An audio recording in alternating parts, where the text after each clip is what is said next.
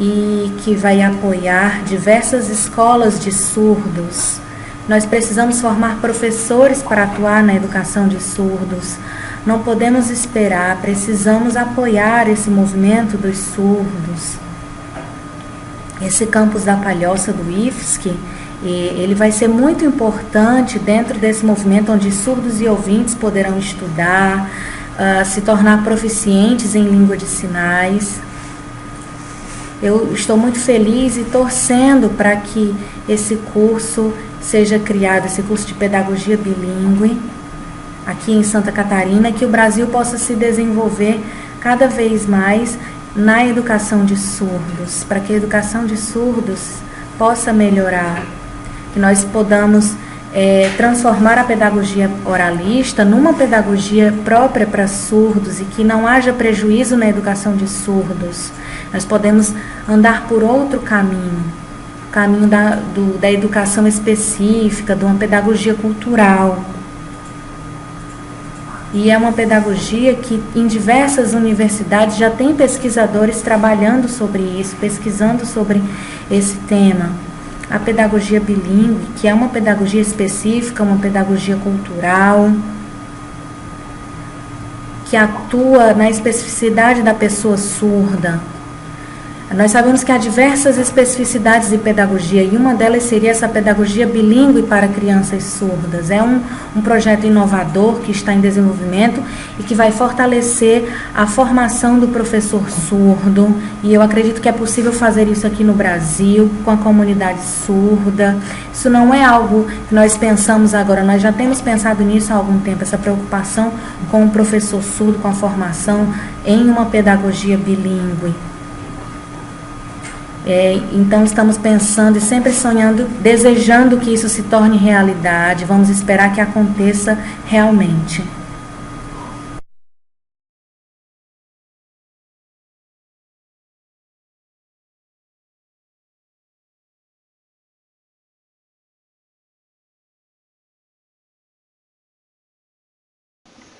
Ok, olá a todos, é um prazer estar aqui. Eu sou a professora Mariane Stumpf.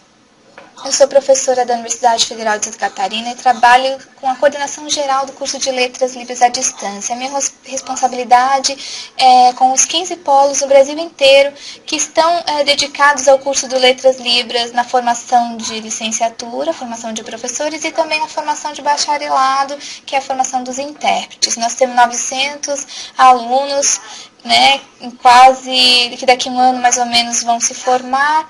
Então, já formamos uma turma do grupo de 2006, de licenciatura, com 9 polos que já estão formados, com diversos surdos, então, atuando no mercado de trabalho de ensino de língua de sinais, em função do decreto 5626, que exige a formação, né? Então, o ensino de Libras nos cursos de licenciaturas.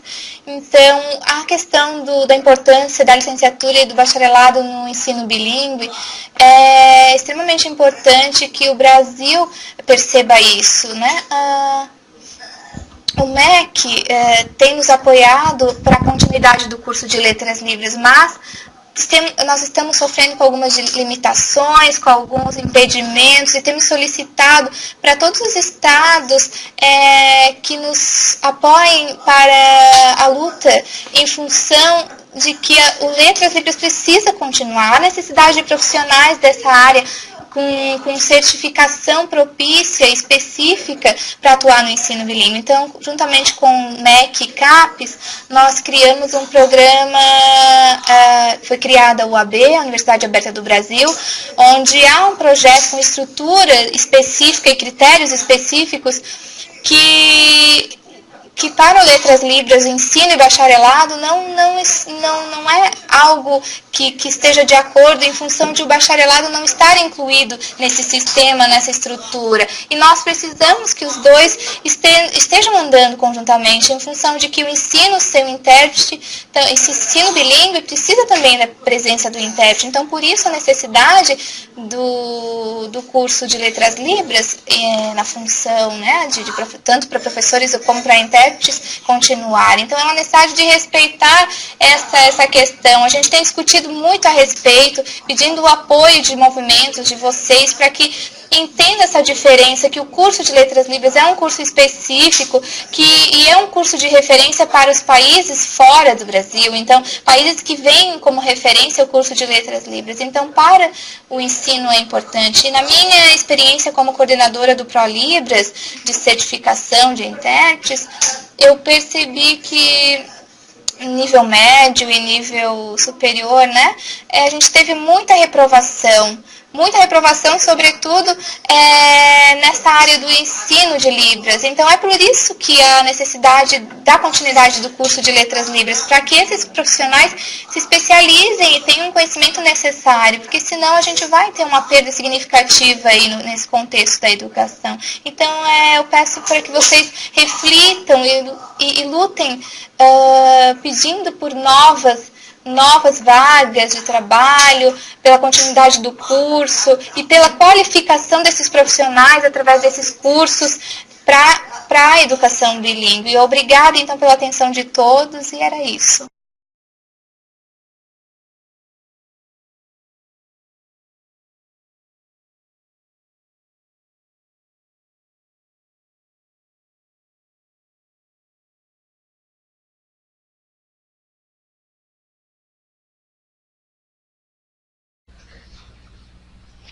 Gostaria nesse momento de apresentar aos parlamentares do Brasil um líder de suma importância, presidente da Federação Mundial de Surdos, Cole Allen, e pedir que ele discorra a respeito do conteúdo da Convenção Internacional sobre os Direitos das Pessoas com Deficiência. Cole, você poderia falar para nós um pouco sobre a Convenção e o que concerne as escolas bilíngues para surdos e a cultura surda? Sim, Patrícia, a Convenção sobre os Direitos das Pessoas com Deficiência é um documento de grande importância na defesa dos direitos, incluindo aí as pessoas surdas. Antes da Convenção não haviam documentos que assegurassem de forma consistente os direitos das pessoas surdas. A Convenção, então, tornou-se um documento valioso para a garantia desses direitos. O que está ocorrendo no Brasil, mas que não deveria, é um desconhecimento ou uma leitura equivocada sobre o que preconiza a Convenção. É necessário que se observe o que foi acordado nesse documento, especialmente o que está dito no artigo 24, item 3b e 3c, que aborda questões cruciais sobre o direito à educação das crianças surdas. Nesses itens citados, determina-se que a educação de surdos deva ser realizada em língua de sinais, no ambiente bilíngue que lhes assegure a aquisição natural de sua língua materna, a língua de sinais, acompanhada do aprendizado da língua oral do país em sua modalidade escrita. Desse modo, a aquisição da língua brasileira de sinais como língua materna de forma natural é condição essencial para que a criança surda tenha acesso à educação. Também é necessário atentar para o que está disposto no item 30.4, que trata do reconhecimento da cultura surda. Nós sabemos que os surdos possuem uma cultura riquíssima, por isso não apenas a língua de sinais deve ser reconhecida, mas também a cultura surda deve ser preservada e promovida na educação de crianças surdas, que precisam desenvolver sua cultura juntamente com sua língua. É necessário, portanto, que o governo brasileiro respeite e cumpra o que está determinado na Convenção Internacional das Pessoas com Deficiência. Desrespeitar essas determinações legais é um atentado aos direitos humanos, e eu sei que a comunidade surda brasileira é muito forte, que vai lutar contra essa política de educação inclusiva imposta à comunidade surda. As crianças surdas precisam ter garantido seu direito a uma educação em língua de sinais, a uma escola bilíngue e ao desenvolvimento de sua cultura.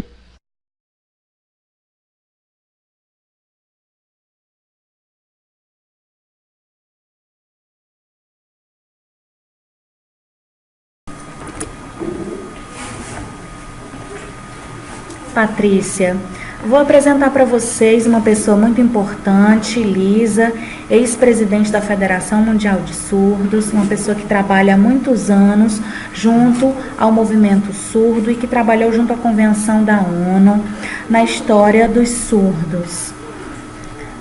Esse documento da Convenção da ONU é um documento muito importante e a Lisa vai contar para nós como foi a filiação à IDA. Olá, sou Lisa.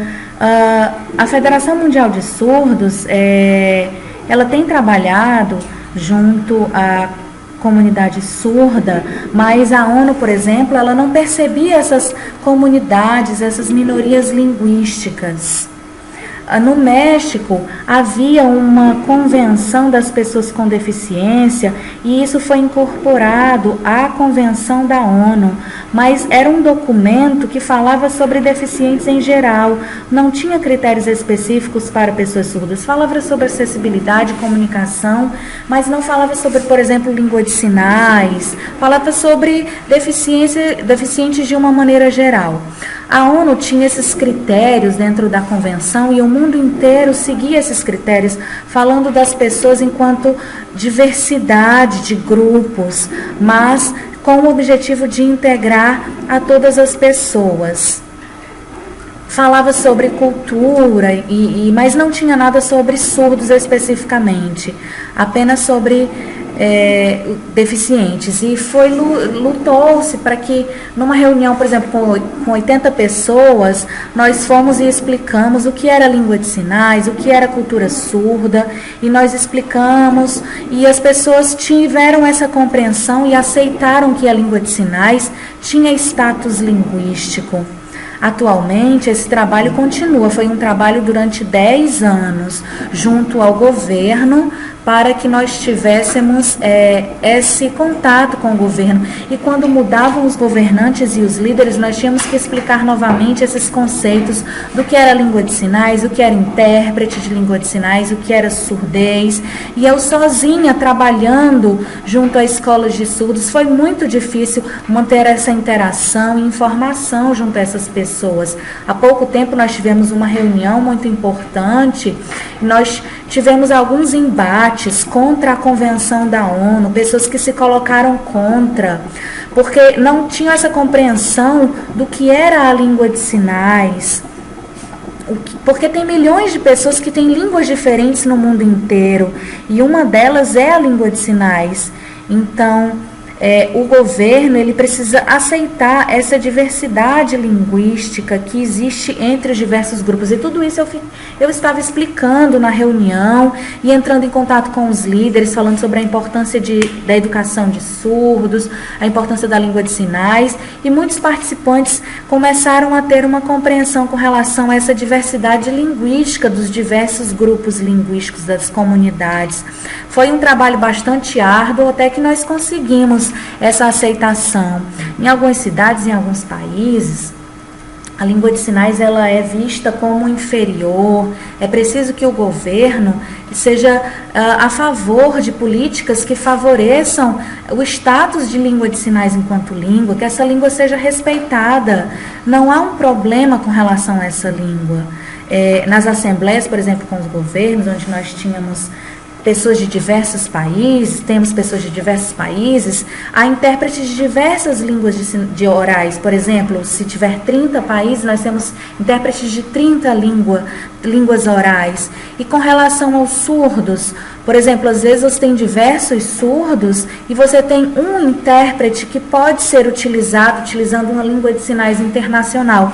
Foram argumentos que foram utilizados para convencer esses grupos na convenção do quanto que era importante e também era possível ter políticas para implementar o uso dessa língua. Então, eu participei o dia inteiro dos grupos de trabalho, manhã, tarde e noite, e nós fomos conversando, e o governo, os governantes foram quebrando alguns mitos, algumas visões preconceituosas e mudando a consciência.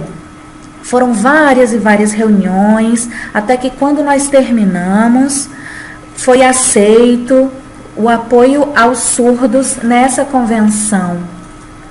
E tínhamos governantes de diversos países presentes e diversas pessoas deficientes também estavam presentes em diversos grupos de trabalho, e houve uma votação